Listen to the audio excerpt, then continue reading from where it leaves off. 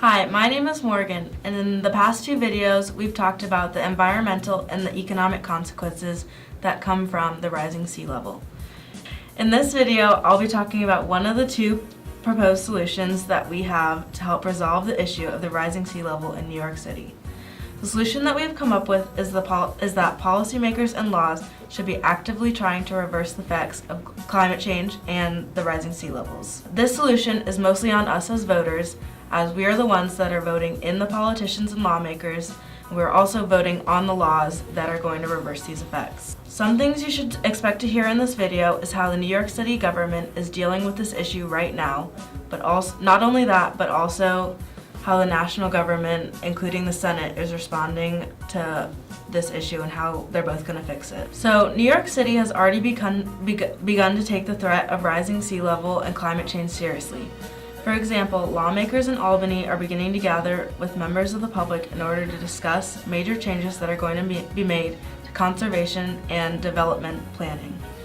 The planning that they are talking about would occur along the tip of Long Island and run all the way along the Hudson River Valley.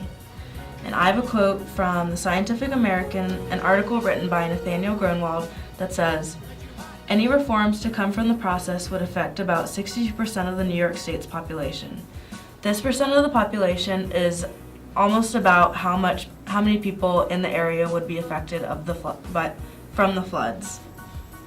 And then I have another quote from Kristen Marcel, who is a special projects coordinator at the New York State's Department of Environmental Conservation, that says, "New York has had an enormous variety of partners involved in this project, but they still need to take leadership from the new government.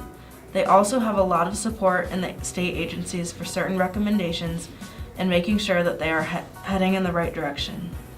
So these recommendations that she's talking about are mostly made by the New York State Sea Level Rise Task Force.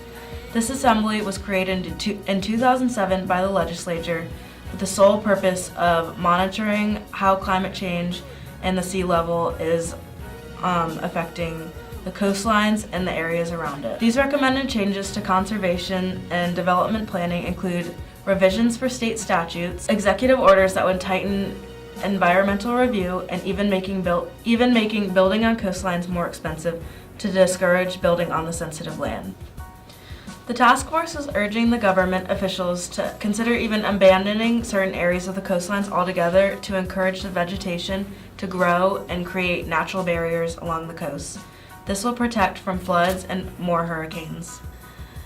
Along with all these proposed changes, Sandy Bloomberg, the mayor of New York City, has come up with a $19.5 billion plan to add permanent levees, sand dunes, and more portable storm barriers, and other climate defense.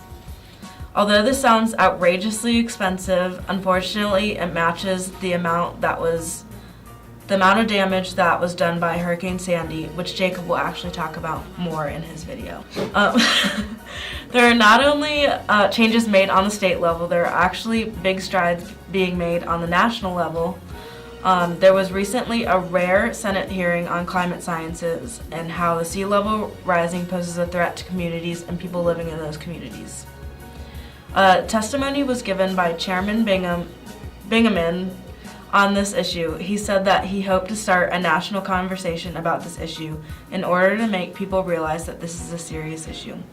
Although the Senate hearing was a monumental step towards the right direction, unfortunately it only highlighted the continuing partisan divide on the global climate change issue.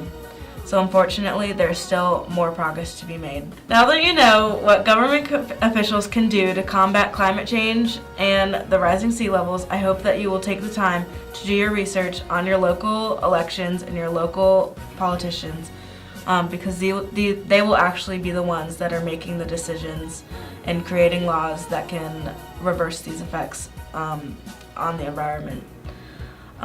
More importantly, I hope that you will go out and vote for these policymakers and vote on the legislation that they create. That'll actually put their laws into effect. It is also important to realize how important this issue is, and to remember that it could also affect you. It's not just a New York problem. Well, thanks again for watching. I'm Morgan, and this has been Sea Talks. Sea Talks!